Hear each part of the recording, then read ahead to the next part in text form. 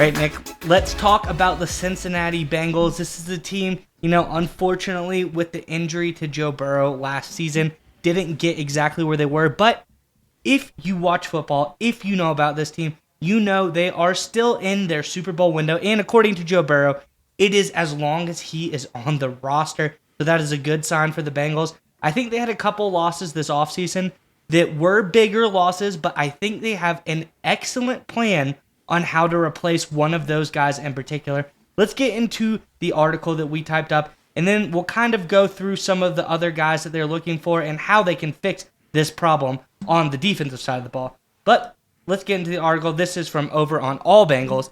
It says, Cincinnati is on the hunt for a defensive tackle to help after losing DJ Reader in free agency and have since hosted a number of defensive tackle prospects in the upcoming 2024 draft class. They have Tavondre Sweat, the defensive tackle from Texas. He's 6'4 and a half, 366 pounds. Mason Smith, a DT from LSU, 6'5, 305 pounds. They have Justin Rogers, the DT from Auburn they've met with, 6'2 and a half, 330 pounds. As well as finally McKinley Jackson, the defensive tackle from Texas A&M, who's 6'1 and a half, 326 pounds. Those are some big boys in the middle of the field. Nick, I think this has something to do with their plan to ultimately help replace DJ Reader. And I know you have some thoughts on this one. Before we get there, Bengals fans, in the comment section below, let us know. There's some interesting guys to fill the hole in the middle of the field.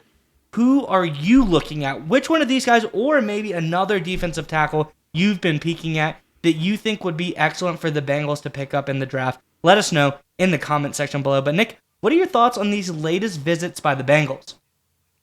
So I think you alluded to it perfectly. It's all part of a larger Bengals strategy to not just replace DJ Reader, but to get even better at that position using a Moneyball approach, replacing a quality football player in the aggregate, using multiple players to improve that position, not just replace Reader, but get better at the interior defensive line. Of course, Bengals fans, as I'm sure you're very well aware of, the Bengals signed Sheldon Rankins this offseason, a veteran defensive tackle whose strength is pass rush, right? So DJ Reader was a very versatile player. So the Bengals need to come up with a complete approach to replace Reader and get better. They already brought in Rankins as a pass rush. Now they need to find a defensive tackle who's much more of a run stuffer, and those are some big boys that you mentioned. And to kind of highlight the Bengals strategy here, let's jump into this first chart here. So you can see on the left, what I did is I scaled, according to PFF, the quality of the player in terms of run defense and pass rush grade in terms of how good they are compared to the rest of their peers. You look at DJ Reader there, he's very balanced in pass rush and run defense, he's very high. But if you look at Sheldon Rankins on the left, he's almost nearly as productive as DJ Reader was in pass rush, so he's right up there with him, but he's not nearly even remotely close to where he was in run defense. Now let's go over to the right side of the graph and you can see what a hypothetical defensive tackle, rookie defensive tackle, one of those guys will be for the Bengals if they draft him.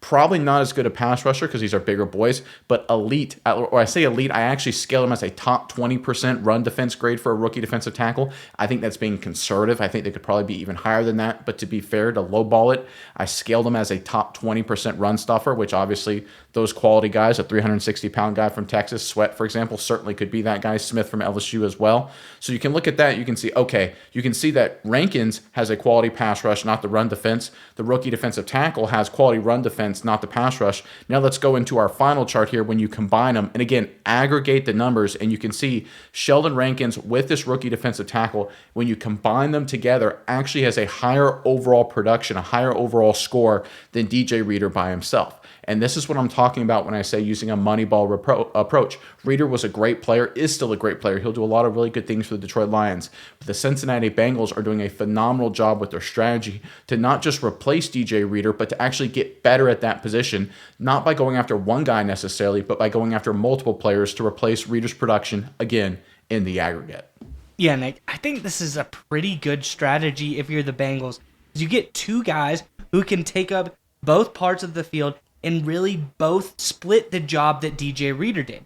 You have a guy that is a run stuffer, a rookie guy, one of these guys they pick up, would be a great run stuffer. Then you have Sheldon Rankins, a savvy veteran player that you got to come on this team to be a pass rush-ish specialist in the middle of the field. I think this is a good strategy for the Bengals, who also have some other very interesting pieces along the front of that line. And like you said, I think this overall really gets them better than they were with just DJ Reader. I know it's hard to think that way or hard to grasp that, but I think they will be better with these guys as far as not having to shell out so much money for a guy like DJ Reader who got a huge payday. You get Rankins and a rookie for cheaper than you would get DJ Reader, and you're able to also have, marginally, it's probably just a small amount, but small, anything is better, especially when you're talking about this Moneyball approach, be better overall than you would with just DJ Reader. And I think if you look at all these guys, there's two that stand out to me.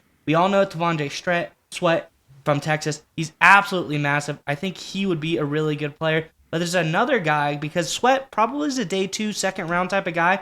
There's another guy in Mason Smith from LSU who I think is an interesting pickup for the Bengals. Keep your eyes on him because I think he's a later, more of a day 3 guy, especially due to an ACL tear that he had in 2022. But I just think overall this guy coming out of high school, he was a 5-star recruit. He's very, very solid. But I just think that he could be a later guy that the Bengals could target as well in this draft. But anyways, any way you want to split it, there's a ton of options the Bengals are looking at, a ton of guys that make sense for this team. I think this is going to be a really smart plan going forward.